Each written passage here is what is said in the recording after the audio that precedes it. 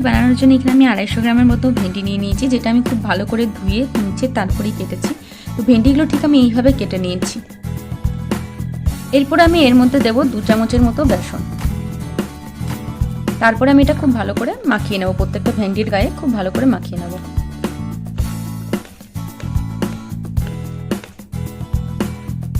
বেসনটা আমি এখানে খুব ভালো করে মাখিয়ে নিয়েছি। বেসনটা দিলে কি হবে, ভেন্ডিগুলো ভাজার সময় গোটা গোটা থাকবে, ঘাটিয়ে যাবে না, ঝরঝরে প্রত্যেকটা ভেন্ডি আলাদা আলাদা থাকবে।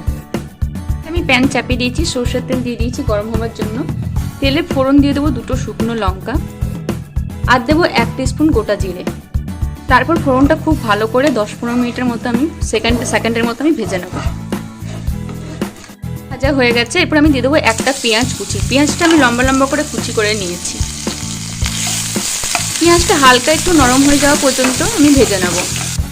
পেঁয়াজটা আমি 1-2 মিনিটের মতো ভেজে নিয়েছি। এরপর আমি দিয়ে দেবো একটা টমেটো কুচি। টমেটোটাও আমি ঠিক 1-2 মিনিটের মতো ভেজে নেব।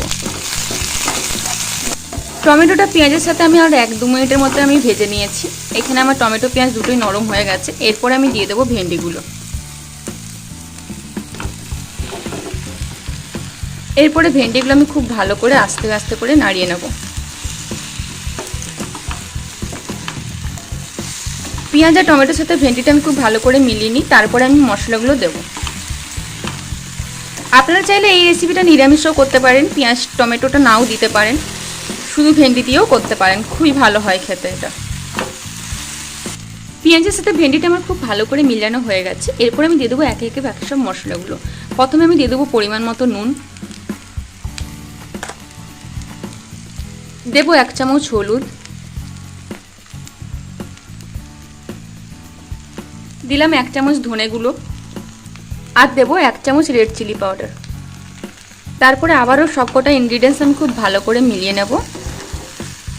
তারপরে 15 মিনিটের মতো এটা আমি ঢাকা দিয়ে হতে দেবো।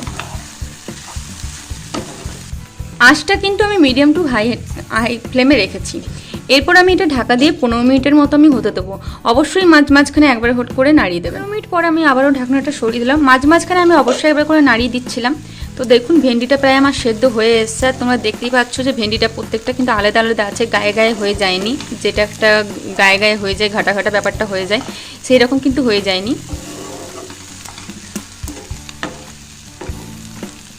এই সময় আমি দিয়ে দেবো 1 চামচ চাট মশলা, বা আপনার কাছে আমচুর থাকলে আপনার আমচুর পাউডারটাও দিতে পারেন, আর দেবো 1 চামচ গরম মশলা।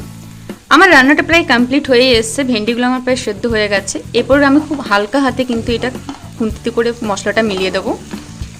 এই সময় কিন্তু খুন্তি খুব একটা ব্যবহার করবেন না, এইভাবে হালকা করে মশলাটা মিলিয়ে দিয়ে তারপর এইভাবে কিন্তু হালকা করে টস করে নেবেন। খুন্তিটা খুব বেশি এই সময় ব্যবহার করবেন না। আরও 2 মিনিটের মতো আমি এটা রান্না করে নিয়েছি। এরপর আমি এটা সার্ভ করে নেব।